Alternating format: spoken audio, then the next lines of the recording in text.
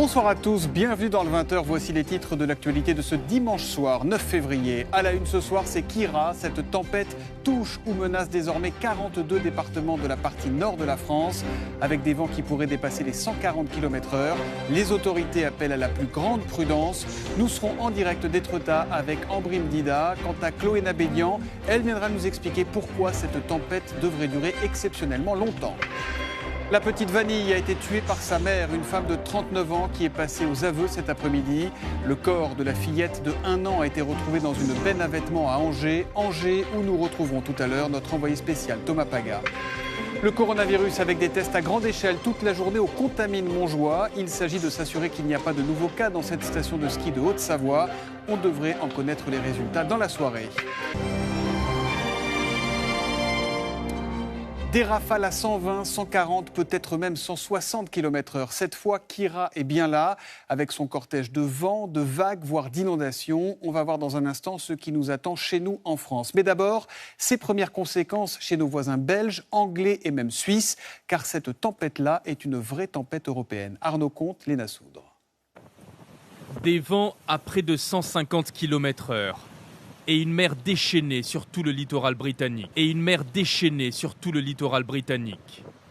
L'Angleterre et le Pays de Galles sont en alerte. La tempête Kira est bien plus qu'un coup de vent saisonnier. En quelques heures, plusieurs cours d'eau sont sortis de leur lit, provoquant les premières inondations et effondrements.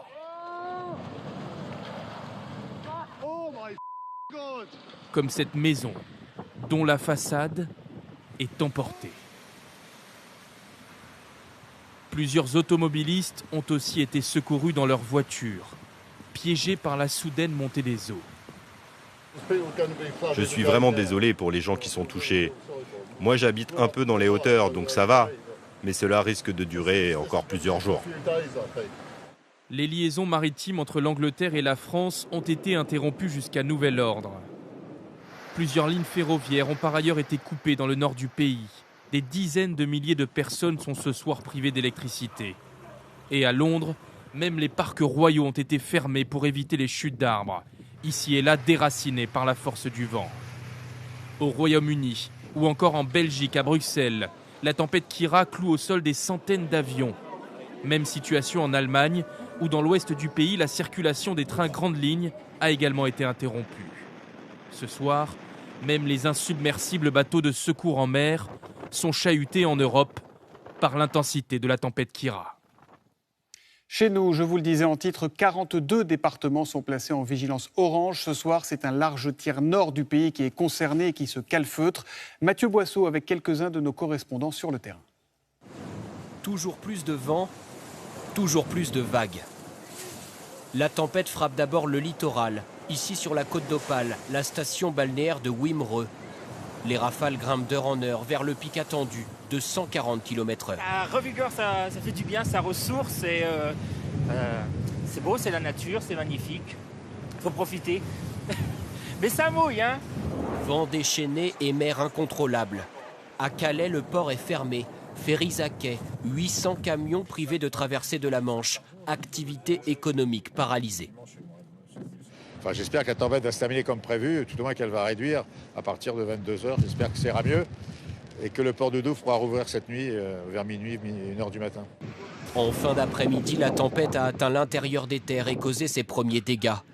Dans la commune de Magny, dans le nord, cet arbre s'est couché sur la route, brisé par une rafale. À Paris, évacuation d'un cirque et de ses spectateurs en pleine représentation. La bâche s'est déchirée sous la force du vent. La moitié est du pays se prépare aussi à une soirée mouvementée. Dans la Marne, à Vitry-le-François, personne dans les rues. Nous rencontrons les derniers promeneurs qui se mettent à l'abri. On rentre et on va pas ressortir tout de suite, je pense. Même la périphérie de cette petite ville sera ce soir une zone à éviter. Ici, il y a déjà eu des inondations la semaine dernière. Regardez, ce champ est encore complètement inondé. Les sols sont gorgés d'eau et les racines aussi. Alors, les arbres risquent de chuter et c'est ce que redoutent le plus les pompiers. Les rafales vont encore se renforcer au fil de la nuit, vers l'est et le massif des Vosges notamment. Dans la station du Champ du Feu, tout le monde a pris ses précautions. faut faire attention. Les pots de fleurs, maintenant vous allez me dire qu'il n'y en a plus beaucoup à cette période de l'année, mais au niveau de la toiture, il faut faire attention aux arbres. Sur les sommets des Vosges, le vent pourrait atteindre cette nuit jusqu'à 160 km/h avec une crainte, les dégâts qu'il pourrait causer sur le massif forestier. Crainte également les chutes d'arbres dans les villes du Grand Est où les parcs et jardins ont été fermés au public. Dans les 42 départements en alerte orange, les autorités recommandent d'éviter le littoral, les sorties en mer et les forêts.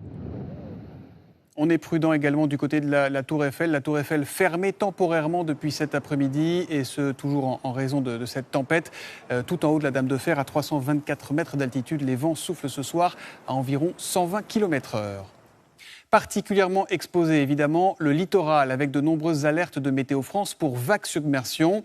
On est là aux toutes premières loges de cette tempête. Gaspard de Florival avec Marie Justet et Mélior Mouhama. Sur cette plage de Vimereux ce matin, des rafales à plus de 100 km/h. Plusieurs planchistes tentent encore de braver les vagues, malgré les consignes de sécurité des sauveteurs en mer.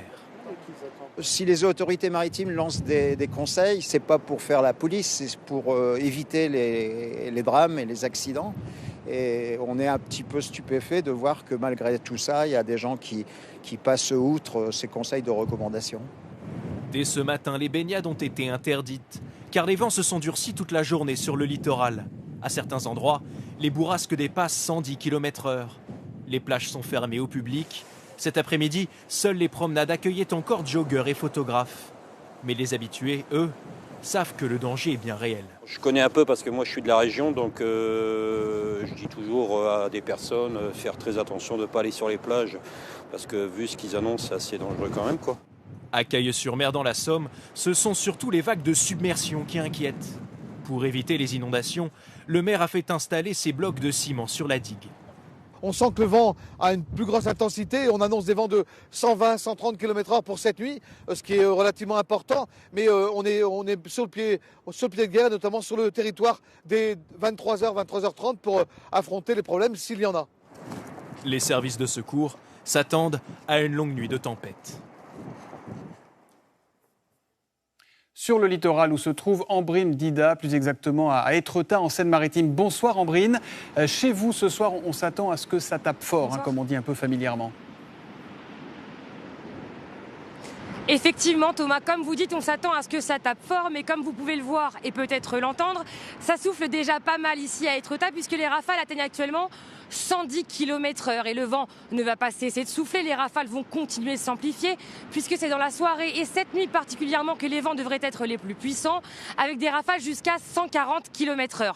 Cette tempête rappelle de mauvais souvenirs aux habitants d'Étretat puisque leur plus grande crainte ce ne sont pas les vents mais bien le risque de vagues submersion. Ils ont tous en tête les images d'il y a 4 ans lorsque des vagues de plus de 4 mètres avaient envahi les rues. Les habitants avaient alors retrouvé des bateaux sur des parkings et même des galets dans leurs jardins. Ils espèrent tous se réveiller et ne pas voir les mêmes scènes demain matin. En tout cas, la préfecture appelle à la plus grande vigilance et elle rappelle également que déjà cet après-midi, dans certaines villes, des rafales ont été calculées à plus de 160 km/h. Merci beaucoup Ambrine en direct d'Étretat et allez vous mettre évidemment à l'abri. Chloé Nabédian, notre spécialiste météo, nous a rejoint. Bonsoir Chloé. Bonsoir. C'est une tempête qui va durer pendant plusieurs heures. Mais pourquoi en général une tempête, ça ne dure pas aussi longtemps et avec une telle intensité? Qu'est-ce qui se passe? Alors c'est vrai Thomas, c'est vraiment sa particularité, c'est le fait qu'elle dure aussi longtemps. En tout cas, regardez ce qui va se passer. Nous avons Kira finalement qui est situé en marge d'un très grand système dépressionnaire qui est beaucoup plus grand, ici symbolisé en bleu. Et une fois que Kira finalement va partir en Scandinavie, eh bien nous serons toujours sous l'influence de ce système dépressionnaire qui draine, vous le voyez, ce ruban de vent en altitude que l'on appelle le jet stream. Le jet stream. Et ce jet stream, comme vous dites, a quand même un côté positif pour certains avions que le vent pousse au sens propre. Et on a vu des choses étonnantes. Oui, et pas qu'un peu. Je vais vous le prouver. D'ailleurs, regardez, ici, c'est notre jet stream qui est déjà assez rectiligne. Et en rouge, c'est sa puissance, sa plus forte puissance en tout cas. Et vous le voyez, les avions se positionnent pile dessus. Donc, il se dire s'ils le font vraiment exprès pour pouvoir aller beaucoup plus vite. laisse porter. Hein, il se laisse vraiment porter. Je vais vous en donner la preuve. Je vous embarque de suite pour le transatlantique BA-112 qui est parti hier de New York. Alors sa vitesse au sol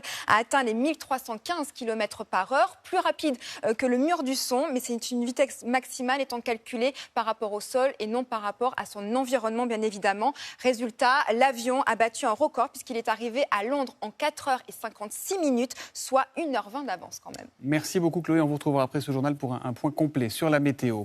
Dans l'actualité de ce dimanche également, la mort de la petite Vanille. L'alerte enlèvement déclenchée hier soir tard n'aura pas permis de la sauver. Cette fillette de 1 an a été tuée par sa mère qui est passée aux aveux tout à l'heure lors de sa garde à vue. Diane Singer avec Thomas Paga et Karine Andouche. L'alerte enlèvement a été lancée hier soir, mais à ce moment-là, Vanille avait déjà été tuée. Après plusieurs heures de garde à vue, sa mère a avoué avoir donné la mort vendredi après-midi à sa petite fille de 1 an. Le corps de la petite fille a été découvert sur la région d'Angers. La maman l'avait déposé dans une benne à vêtements. Et la maman avait parlé d'un étouffement ou d'une strangulation. Ce sont des choses qui vont être vérifiées dans les heures à venir. L'enfant était placé depuis 6 mois à Angers. Vendredi, la femme de 39 ans avait le droit de passer la journée librement avec sa fille. À 11h, elle quitte ce centre maternel, mais ne ramène pas l'enfant à 17h30 comme prévu. Une double disparition qui très vite inquiète, car la maman est fragile psychologiquement et a des tendances suicidaires. Des premières recherches sont menées. L'alerte enlèvement est déclenchée hier soir. La mère de famille est finalement retrouvée ce matin à 90 km d'Angers, dans cet hôtel de Nantes, mais sans sa fille. Selon le procureur, malgré ses antécédents psychiatriques, rien ne laissait présager qu'elle s'en prenne ainsi à son enfant. Elle avait déjà une fois, avec un autre enfant, omis de ramener cet enfant dans les délais, mais à aucun moment elle n'avait, par le passé, mis en danger les enfants, l'un ou l'autre de ces. Longtemps restée mutique en garde à vue, la femme est toujours très confuse ce soir sur les raisons de son geste. Les enquêteurs comptent sur les prochaines heures pour obtenir des explications. Et on va à Angers tout de suite retrouver Thomas Paga. Thomas, vous suivez cette enquête pour nous. Et ce soir, du côté de la justice, on a clairement un sentiment d'échec. Un échec, c'est bien le terme qu'a utilisé le procureur ce soir. C'est en effet la première fois depuis la création du dispositif alerte enlèvement en 2006 qu'un enfant est retrouvé mort. Avant celle-ci, 22 alertes avaient permis le retour des enfants sains et saufs. Mais les magistrats se sont défendus de tout retard de l'alerte. En effet, ils l'ont dit, pour lancer une telle procédure, il faut être certain que l'enfant a bien été enlevé, qu'il est en danger. Tout cela requiert donc un travail d'enquête, de vérification des premiers témoignages qui prend du temps. Il faut aussi éviter la multiplication des alertes intempestives qui finiraient par ruiner leur efficacité. Par ailleurs, et le procureur l'a précisé ce soir, c'est grâce à l'alerte enlèvement que la mère a été retrouvée. Et si elle n'a pas évité l'issue fatale, elle aura au moins permis de retrouver en quelques heures le corps de la petite Vanille. Tu mets 46 tests en lancement ? Sur le front du coronavirus, il s'est passé pas mal de choses aujourd'hui encore. Tout à l'heure, la ministre de la Santé est venue pour tenter de rassurer les habitants de ce village au Savoyard avec la découverte de plusieurs cas. 46 tests ont d'ailleurs été effectués dans la journée. Simon Ricotier avec Denis Sébastien et Jean-Pierre Rivalin. Tous ces enfants ont été en contact ces derniers jours à l'école avec le jeune garçon britannique déclaré porteur du coronavirus. Une cinquantaine ont été dépistés ce matin. Avant même de connaître les résultats qui tomberont dans la soirée, certaines familles présentant des symptômes aigus ont reçu des consignes strictes. Voilà. Qu'est-ce qu'on vous a recommandé, madame ? De rester chez nous. Donc on va rentrer. Pendant une durée 15 jours apparemment. C'est important, encore dans cette période-là, d'éviter que ces personnes ne soient en contact avec d'autres. Il y a toujours un risque de transmission. Donc ce confinement de 14 jours, cet isolement de 14 jours est important. Un quotidien perturbé pour les parents d'élèves, mais des vacances qui commencent presque normalement pour les touristes. Sur les pistes et en station, ils ne sont pas particulièrement inquiets. On fait attention peut-être un petit peu quand on va dans les grandes surfaces, mais sur les skis, ça va. C'est jamais qu'une grippe et puis a priori c'est par contact, donc aucun souci. On l'a appris sur la route des vacances, donc on a quand même pas mal réfléchi à faire marche arrière. Ces nouveaux cas de coronavirus risquent-ils de freiner la saison touristique qui commence ? Pour se rassurer, dès ce matin, le maire de la station a appelé plusieurs commerçants et vérifié que les touristes sont bien au rendez-vous. L'hôtel que j'ai contacté, le plus gros hôtel des Contamines, n'a pas eu d'annulation. Sur les cours de ski, on a Des petites annulations, c'est-à-dire, je crois, 7 ou 8 annulations, mais sur à peu près 600 réservations. Une partie des 5 Britanniques infectés a été transportée à l'hôpital de Grenoble. Selon Agnès Buzyn, qui leur a rendu visite, leur état n'inspire toujours pas d'inquiétude particulière. Et les résultats de ces 46 tests qui ont été effectués aujourd'hui, on vient de les avoir, ils sont tous négatifs, ce qui veut dire en clair qu'il n'y a pas de nouveaux cas de coronavirus au Contamine-Montjoie. Par ailleurs, une trentaine de Français sont arrivés sur la base militaire d'Istres dans les Bouches-du-Rhône tout à l'heure. Ils étaient partis de Wuhan, en Chine, le berceau de l'épidémie. À leur arrivée en bus, vous le voyez, ils ont immédiatement été coupés du monde, mis en quarantaine pour 14 jours dans des locaux appartenant aux pompiers d'Aix-en-Provence. 14 jours, c'est le temps en fait de s'assurer qu'ils ne sont pas malades et donc pas contagieux. D'autres rapatriés de Wuhan sont confinés dans un centre de vacances de Carry-le-Rouet, à une trentaine de kilomètres de Marseille. Eux, ça fait plus d'une semaine qu'ils y sont et voici à quoi ressemble leur quotidien en quarantaine. Théo Souman. Pour oublier un peu le confinement, une séance de tai chi face à la Méditerranée. À Carry-le-Rouet, ces rapatriés de Wuhan retrouvent le calme après le stress vécu en Chine. On était enfermés, alors certes on avait notre lien social familial, petit cercle familial à la maison, mais rien de plus, c'est-à-dire qu'on ne pouvait plus avoir de contact extérieur, donc finalement c'est ça qu'on retrouve. Ils sont 225 dans le centre de vacances, confinés depuis 10 jours, masques sur le visage. En majorité des Français, mais aussi quelques étrangers. Vincent Lemarié était professeur de français à Wuhan. Nous allons à 2LONS. Chaque matin, pendant 2 heures, il enseigne les bases à ses élèves volontaires, chinois ou sud-américains, rapatriés comme lui. Du fait qu'on est un peu bloqué sur place et qu'on est ensemble, on essaie de lancer des choses pour vivre ensemble et tirer parti des savoir-faire des uns et des autres. Le travail comme remède à l'isolement. Cet homme était coiffeur à Wuhan. À Carry-le-Rouet, il n'a pas tardé à transformer ce petit local en salon de fortune. Moi, ça me redonne beaucoup de morale. J'ai besoin de ce contact avec les gens et j'ai besoin de faire plaisir autour de moi. Je suis très content, je me sens revivre un peu. Tous les rapatriés ont été testés 2 fois depuis leur arrivée. Pour l'heure, aucun ne semble avoir contracté le coronavirus.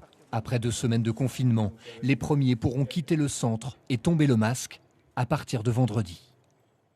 Et précisons que les images de l'intérieur ont été tournées par un journaliste de l'agence France Presse, lui-même en quarantaine. Quelques mots encore pour vous dire que le bilan de cette pandémie s'est encore alourdi, puisque le coronavirus a déjà tué 874 personnes dans le monde. Il y aura mardi à l'Élysée une conférence nationale sur le handicap. On sera le 11 février, soit 15 ans, jour pour jour, après l'adoption de la loi pour l'égalité des droits, loi voulue à l'époque par Jacques Chirac. 15 ans après, il est temps de taper du poing sur la table, estiment les associations, alors qu'aujourd'hui encore, une partie des villes reste interdite de fait aux personnes en fauteuil. Et ça, Olivier le vit au quotidien. Il est ce soir face à l'objectif. Alexis Delcourt. Bonjour, je m'appelle Olivier Rupertier. Il y a 13 ans, ma vie a basculé. J'ai eu un accident de moto, du coup je suis devenu paraplégique, j'avais 22 ans. Quand j'ai eu l'accident, j'étais maçon dans mon état, je ne peux plus le faire. Trouver le travail adapté par rapport au handicap, c'est très difficile. Je suis représentant VRP exclusif itinérant. Ouais, mon travail c'est tout simple, je vais voir mes clients, je prends des rendez-vous. Je leur montre les promotions, je fais des démonstrations produits. Tu connais un peu ce produit ? Vaguement, oui. Je savais que j'avais pu remarcher. Pour moi, le travail, c'était fini. Il y avait tout qui était fini pour moi, quoi. J'étais perdu, quoi. Et là, la vie, elle s'arrête, quoi. J'ai été accompagné par une association pour me remettre un peu dans le monde du travail, ce qui m'a permis de passer mon bac pro commerce. Oui, pour les serruriers. J'ai fait des entretiens téléphoniques pour être représentant. Ça s'est super bien passé, parce qu'ils voyaient pas, ils entendaient que ma voix. Mais c'est vrai que quand je suis allé vraiment en entretien physique, là j'ai senti que voilà, ils m'ont dit le métier de commercial itinérant, c'est pas pour toi, quoi. Parce que t'es en fauteuil, parce que si, parce que ça. Et moi je lâchais pas, je disais non, je veux faire ce métier, c'est pour moi, prenez-moi à l'essai, prenez-moi une semaine, voilà. Et ils m'ont fermé la porte, il n'y a plus de discussion possible. Du coup, j'ai postulé chez Vert France, qui m'ont embauché en tant que commercial itinérant.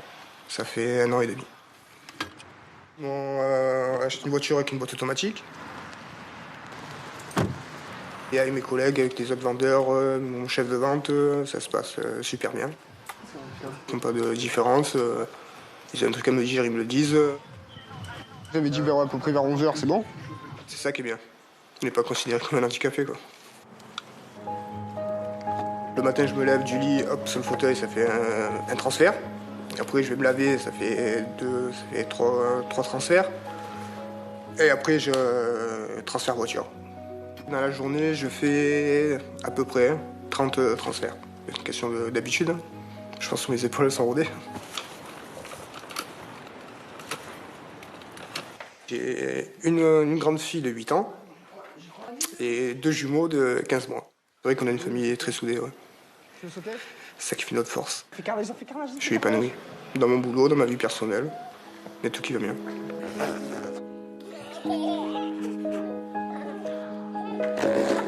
Je sais que tous les handicapés, ils ont envie de travailler, ils ont la force, ils ont le mental. Il suffit d'un coup de pouce, quoi. Je pense qu'on va y arriver. Ouais. On va y arriver.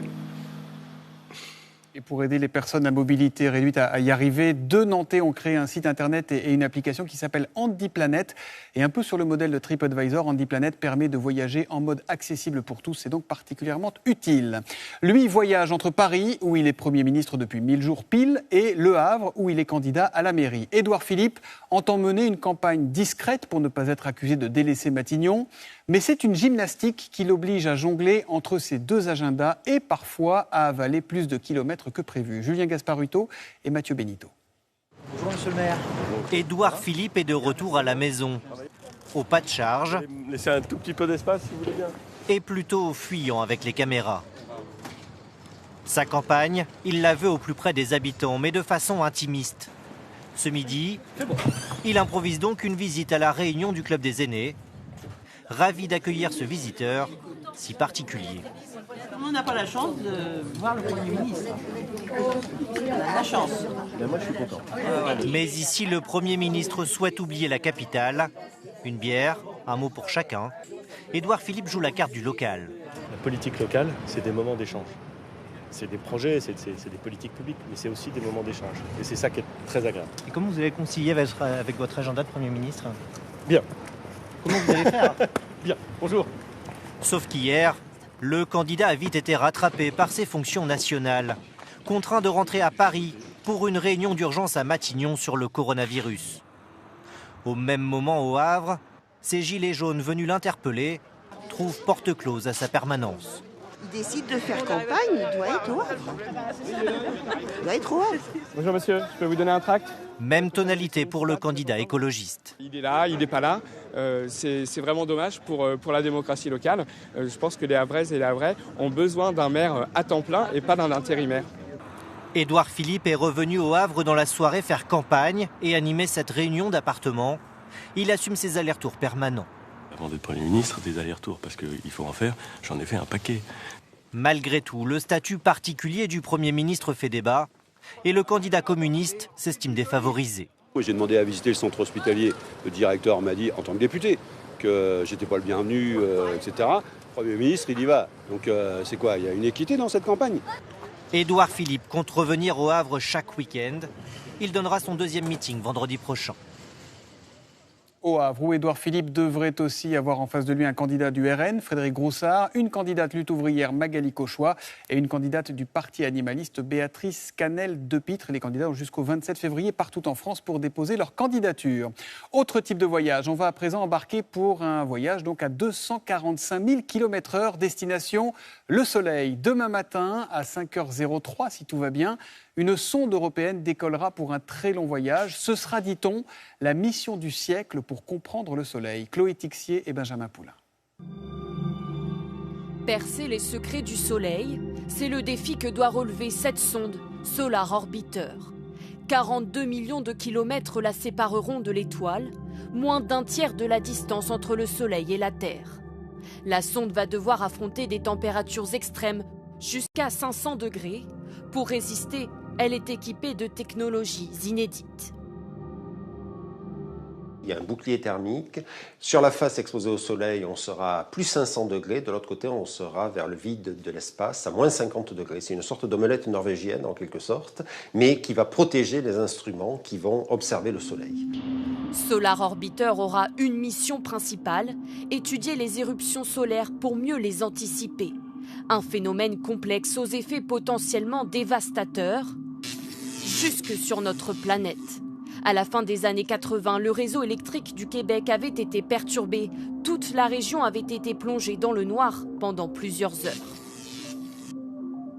Vous voyez cette éruption solaire? Eh bien, Solar Orbiter, avec ses mains, des instruments, va pouvoir toucher les produits, ces éruptions. Et avec ses yeux, d'autres instruments, va pouvoir voir l'origine de ces éruptions. Solar Orbiter va décoller cette nuit, mais sa mission commencera réellement dans 2 ans. Le temps pour la sonde de s'approcher suffisamment du Soleil.